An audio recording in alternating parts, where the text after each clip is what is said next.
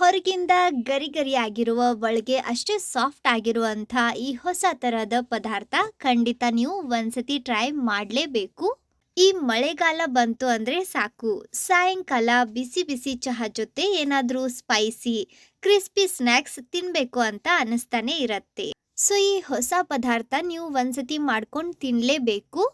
ಇದನ್ನು ಮಾಡೋಕೆ ಯಾವುದೇ ಥರದ ಹಿಟ್ಟು ಅಂದರೆ ಮೈದಾ ಹಿಟ್ಟು ಇರಬಹುದು, ಗೋಧಿ ಹಿಟ್ಟು, ಜೋಳದ ಹಿಟ್ಟು, ಅಕ್ಕಿ ಹಿಟ್ಟು, ಈ ಥರದ ಯಾವುದೇ ಹಿಟ್ಟು ಬೇಡ. ಅಗದಿ ಮನೆಯಲ್ಲೇ ಇರೋ ಇಂಗ್ರೀಡಿಯೆಂಟ್ಸ್ನಿಂದ ಇದನ್ನು ನೀವು ತಯಾರಿಸಬಹುದು.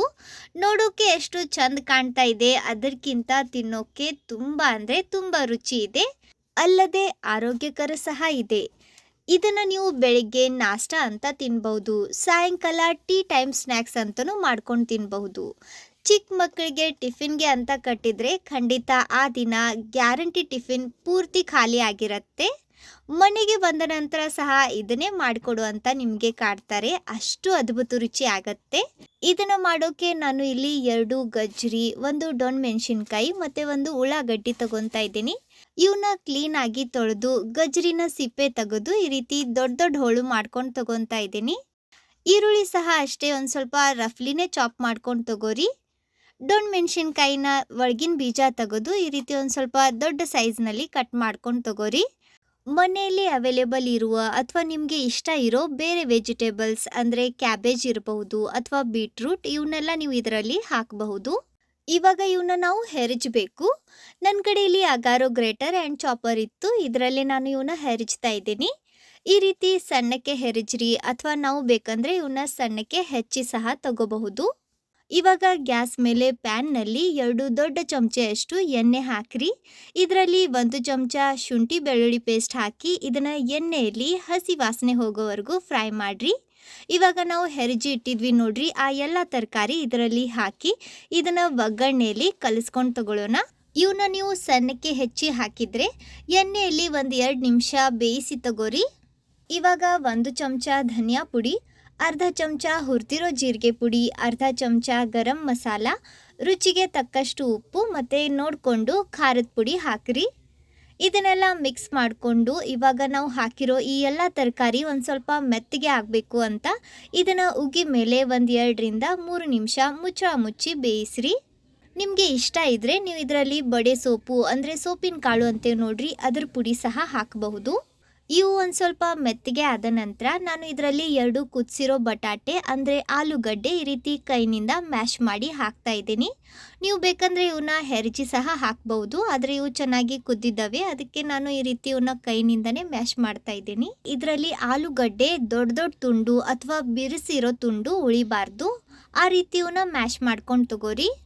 ರುಚಿಗೆ ತಕ್ಕಷ್ಟು ಉಪ್ಪು ಮತ್ತು ಕೊತ್ತಂಬರಿ ಹಾಕಿ ಇದನ್ನು ಕಲಸಿ ಇದಕ್ಕೆ ಒಂದು ಸ್ವಲ್ಪ ಹುಳಿ ಫ್ಲೇವರ್ ಕೊಡೋಕ್ಕೆ ನಾನು ಇದರಲ್ಲಿ ನಿಂಬೆ ಹಣ್ಣಿನ ರಸ ಹಾಕ್ತಾ ಇದ್ದೀನಿ. ಒಂದು ಅರ್ಧ ಚಮಚೆಯಷ್ಟು ನಿಂಬೆ ಹಣ್ಣಿನ ರಸ ಹಾಕೋಣ. ನಿಂಬೆ ಹಣ್ಣು ಅವೈಲೇಬಲ್ ಇಲ್ಲ ಅಂದರೆ ನೀವಿಲ್ಲಿ ಆಮ್ಚೂರ್ ಪೌಡರ್ ಹಾಕಬಹುದು. ಇದನ್ನೆಲ್ಲ ಇನ್ನೊಂದು ಸತಿ ಚೆನ್ನಾಗಿ ಕಲಿಸ್ಕೊಂಡ್ರೆ ಆಯಿತು. ಇದು ರೆಡಿ ಇದೆ. ಇದನ್ನು ಒಂದು ಬೌಲ್ನಲ್ಲಿ ತೆಗೆದು ತಗೊಳ್ಳೋಣ.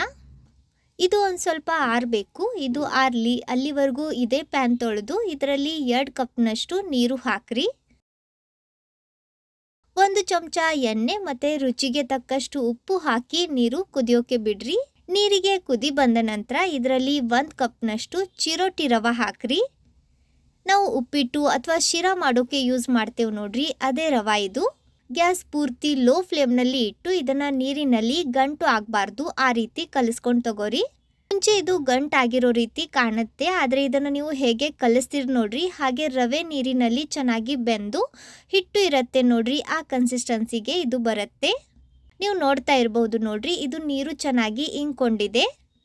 ಇವಾಗ ಗ್ಯಾಸ್ ಆಫ್ ಮಾಡಿ ಮುಚ್ಚಿ ಇದನ್ನು 10 ನಿಮಿಷ ಹೀಗೆ ಬಿಡ್ರಿ, ಅಂದರೆ ಇದು ಉಗಿ ಮೇಲೆ ಅಳ್ಕೊಳ್ಳುತ್ತೆ. 10 ನಿಮಿಷದ ನಂತರ ಇದನ್ನು ನಾನು ಒಂದು ಬೇರೆ ಬೌಲ್ನಲ್ಲಿ ಹಾಕಿ ತಗೊತಾ ಇದ್ದೀನಿ. ಇದು ಉಗುರು ಬೆಚ್ಚಗೆ ಆದ ನಂತರ ಕೈಗೆ ಒಂದು ಸ್ವಲ್ಪ ಎಣ್ಣೆ ಸವರ್ಕೊಂಡು ಇದನ್ನು ನಾವು ಹಿಟ್ಟು ಮಿತ್ತೇವೆ ನೋಡ್ರಿ, ಆ ರೀತಿ ಮಿತ್ಕೊಂಡು ತಗೋರಿ. ಕೈಗೆ ಒಂದು ಸ್ವಲ್ಪ ತುಪ್ಪ ಅಥವಾ ಎಣ್ಣೆ ಸವರ್ಕೊಂಡು ತಗೊಳ್ಳೋದ್ರಿಂದ ಇದು ಕೈಗೆ ಅಂಟಲ್ಲ. ಅಳ್ಕೊಂಡ ನಂತರ ರವೆ ಪೂರ್ತಿ ಚೆನ್ನಾಗಿ ಹಿಟ್ಟು ಇರುತ್ತೆ ನೋಡ್ರಿ, ಆ ರೀತಿ ಆಗತ್ತೆ. ಈ ಥರ ಇದನ್ನು ಮಿತ್ಕೊಂಡ ನಂತರ ಇದರಲ್ಲಿನ ಸ್ವಲ್ಪ ಹಿಟ್ಟು ತಗೊಂಡು ಈ ರೀತಿ ಉಂಡೆ ಮಾಡಬೇಕು. ನಾವು ನಾರ್ಮಲಿ ಚಪಾತಿ ಮಾಡಬೇಕಾದ್ರೆ ಹಿಟ್ಟು ತೊಗೊತೇವೆ ನೋಡ್ರಿ, ಅಷ್ಟು ಹಿಟ್ಟು ತಗೋರಿ. ಆದರೆ ಅದಕ್ಕೂ ಮುಂಚೆ ನಾವು ಆಲೂಗಡ್ಡೆಯಿಂದ ಮಿಕ್ಸ್ಚರ್ ರೆಡಿ ಮಾಡಿ ಇಟ್ಟಿದ್ದೀವಿ ನೋಡ್ರಿ. ಅದರಿಂದನೂ ಸಹ ನಾವು ಸಣ್ಣ ಸಣ್ಣ ಉಂಡೆ ರೆಡಿ ಮಾಡ್ಕೊಂಡು ತಗೋಬೇಕು. ನೀವು ನೋಡ್ತಾ ಇರ್ಬೋದು ನೋಡ್ರಿ, ಈ ರೀತಿ ನಿಂಬೆ ಹಣ್ಣಿನ ಗಾತ್ರದ ಉಂಡೆ ತಯಾರಿಸ್ರಿ. ಎಲ್ಲ ಮಿಕ್ಸ್ಚರ್ನಿಂದ ನಾನು ಈ ರೀತಿ ಉಂಡೆ ತಯಾರಿಸಿ ಆಗಿದೆ. ಇವಾಗ ಹಿಟ್ಟಿನಿಂದ ನಾವು ಉಳ್ಳಿ ರೆಡಿ ಮಾಡ್ಕೊಂಡು ತಗೊಂಡಿದ್ವಿ ನೋಡ್ರಿ, ಅದನ್ನ ಕೈನಿಂದ ಈ ರೀತಿ ಒಂದು ಸ್ವಲ್ಪ ದೊಡ್ಡದು ಮಾಡ್ರಿ. ಪೂರಿ ಆಕಾರದಲ್ಲಿ ಬಂದ ನಂತರ ಇದರಲ್ಲಿ ನಾವು ರೆಡಿ ಮಾಡಿ ಇಟ್ಟಿದ್ವಿ ನೋಡ್ರಿ ಈ ಆಲೂಗಡ್ಡೆ ಉಂಡಿ, ಇದನ್ನ ಇಟ್ಟು ನಾವು ಹೋಳಿಗೆ ಮಾಡಬೇಕಾದ್ರೆ ಹೂರಣ ಹೇಗೆ ತುಂಬ್ತೇವೆ ನೋಡ್ರಿ, ಆ ರೀತಿ ಇದನ್ನ ತುಂಬಬೇಕು. ಎಡ್ಜಸ್ಗೆ ಇದನ್ನ ಮೇಲಿನ ಸೈಡ್ ಪ್ರೆಸ್ ಮಾಡ್ಕೊತ ಬಂದು ನಂತರ ಮೇಲೆ ಈ ರೀತಿ ಜಾಯಿನ್ ಮಾಡಿ ಎಕ್ಸ್ಟ್ರಾ ಬಂದಿರೋ ಹಿಟ್ಟು ತೆಗೆದ್ಬಿಡ್ರಿ. ಇವಾಗ ಎರಡು ಅಂಗೈ ನಡುವೆ ಹಗುರವಾದ ಕೈನಿಂದ ಇದಕ್ಕೆ ರೌಂಡ್ ಆಕಾರ ಕೊಡ್ರಿ. ಪರ್ಫೆಕ್ಟ್ ನೋಡ್ರಿ, ಸ್ಮೂತ್ ಟೆಕ್ಸ್ಚರ್ ಇರುವ ನಮ್ಮ ವೆಜ್ ಬಾಲ್ ರೆಡಿ ಇದೆ.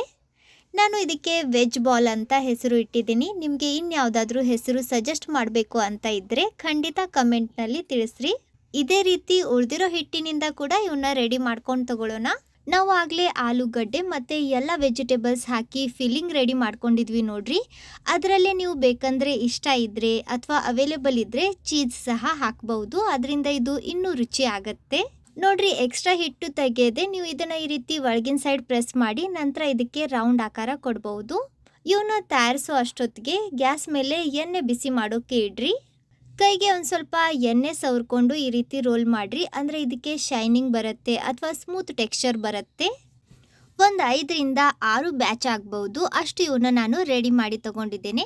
ನಮ್ಮ ಎಣ್ಣೆ ಸಹ ಬಿಸಿ ಇದೆ, ಬರ್ರಿ ಇವನ್ನ ಫ್ರೈ ಮಾಡೋಣ. ಎಣ್ಣೆಯಲ್ಲಿ ಎಷ್ಟು ಈಸಿಯಾಗಿ ಸಾಲ್ತವೆ ಅಷ್ಟೇ ಹಾಕಿ ಇವನ್ನ ಫ್ರೈ ಮಾಡಿರಿ. ಎಣ್ಣೆಯಲ್ಲಿ ಹಾಕಿದ ತಕ್ಷಣ ಇವನ್ನ ಮುಟ್ಟೋಕೆ ಹೋಗಬೇಡ್ರಿ.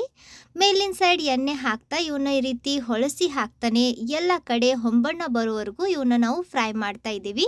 ಬಿಡದೆ ಇವನ್ನ ಈ ರೀತಿ ಹೊಳಸ್ಕೊಂತಾನೆ ಫ್ರೈ ಮಾಡ್ರಿ, ಅಂದರೆ ಎಲ್ಲ ಕಡೆ ಇದಕ್ಕೆ ಒಂದೇ ಸಮ ಈವನ್ ಆಗಿ ಕಲರ್ ಬರುತ್ತೆ. ಇವು ಮೇಲಿಂದ ನಿಮಗೆ ಸಾಫ್ಟ್ ಆಗಿರಬೇಕು ಅಂದರೆ ಗ್ಯಾಸ್ ಮೀಡಿಯಂ ಫ್ಲೇಮ್ನಲ್ಲಿ ಇಟ್ಟು ಇವನ್ನ ಫ್ರೈ ಮಾಡ್ರಿ. ಮೇಲಿಂದ ಕ್ರಿಸ್ಪಿ ಗರಿ ಗರಿ ಆಗಿರಬೇಕು ಅಂದರೆ gas low to medium flame ನಡುವೆ ಇಟ್ಟು ಇವನ್ನ ಫ್ರೈ ಮಾಡಬೇಕು. ಮತ್ತು ಹೊರಗಿಂದ ಒಂದು ಸ್ವಲ್ಪ ಡಾರ್ಕ್ ಹೊಂಬಣ್ಣ ಬರೋವರೆಗೂ ಫ್ರೈ ಮಾಡಿರಿ.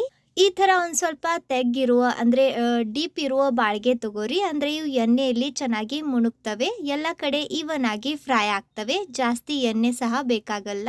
ಎಲ್ಲ ಸೈಡ್ ಈವನ್ ಆಗಿ ಫ್ರೈ ಮಾಡ್ಕೊಂಡ ನಂತರ ಈ ರೀತಿ ಹೊಂಬಣ್ಣ ಬರುತ್ತೆ ನೋಡ್ರಿ, ಆಗ ಇವನ್ನ ಎಣ್ಣೆ ಬಸ್ತು ತೆಗೆದ್ಬಿಡ್ರಿ.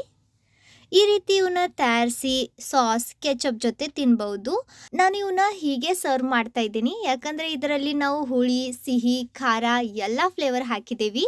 ಸೊ ಅದರಿಂದ ಇದಕ್ಕೆ ಸಾಸ್ ಕೆಚಪ್ ಅವಶ್ಯಕತೆ ಇಲ್ವೇ ಇಲ್ಲ. ಇವು ಹೀಗೆ ಅದ್ಭುತ ರುಚಿ ಆಗಿದ್ದಾವೆ. ಮನೆಯಲ್ಲಿ ಚಿಕ್ಕ ಮಕ್ಕಳು ವೆಜಿಟೇಬಲ್ಸ್ ತಿನ್ನೋಲ್ಲ ಅಂತ ಹಠ ಮಾಡ್ತಾರೆ ನೋಡ್ರಿ, ಅವ್ರಿಗೆ ಇದರಲ್ಲಿ ಎಲ್ಲ ತರಹದ ವೆಜಿಟೇಬಲ್ಸ್ ಹಾಕಿ ಇವನ್ನ ಮಾಡಿಕೊಡ್ರಿ, ಖಂಡಿತ ಒನ್ ಮೋರ್ ಅಂತ ತಿಂತಾರೆ. ಇದರಲ್ಲಿ ನಾವು ಎಲ್ಲ ವೆಜಿಟೇಬಲ್ಸ್ ಹಾಕಿ ಅದರಿಂದ ಇದು ಅವ್ರಿಗೆ ಬಹಳ ಹೆಲ್ದಿ ಇದೆ. ಸೊ ನೀವು ಕೂಡ ಖಂಡಿತ ಇದನ್ನ ಈ ರೀತಿ ತಯಾರಿಸಿ ಮನೆಯಲ್ಲಿ ಎಲ್ಲರಿಗೂ ತಿನ್ನಿಸ್ರಿ. ತುಂಬಾ ಅಂದರೆ ತುಂಬ ಇಷ್ಟಪಟ್ಟು ತಿಂತಾರೆ. ಇವತ್ತಿನ ಈ ಹೊಸ ಥರದ ಸ್ನ್ಯಾಕ್ಸ್ ರೆಸಿಪಿ ನಿಮಗೆ ಹೇಗೆ ಅನ್ನಿಸ್ತು ಖಂಡಿತ ಕಮೆಂಟ್ನಲ್ಲಿ ತಿಳಿಸ್ರಿ. ವಿಡಿಯೋ ಇಷ್ಟ ಆದರೆ ಸ್ವಲ್ಪನಾದರೂ ಯೂಸ್ಫುಲ್ ಅಂತ ಅನಿಸಿದರೆ ಪ್ಲೀಸ್ ಲೈಕ್ ಮಾಡಿ. ನಿಮ್ಮ ಫ್ರೆಂಡ್ಸ್ ಹಾಗೆ ಫ್ಯಾಮಿಲಿ ಸರ್ಕಲ್ ಜೊತೆ ವಿಡಿಯೋನ ಶೇರ್ ಮಾಡಿ ಸಪೋರ್ಟ್ ಮಾಡಿರಿ. ನಿಮ್ಮ ಬ್ಯುಸಿ ಲೈಫ್ನಲ್ಲಿ ಟೈಮ್ ತೆಗೆದು ಈ ವಿಡಿಯೋ ನೋಡಿದ್ದಕ್ಕೆ ತುಂಬ ಧನ್ಯವಾದ.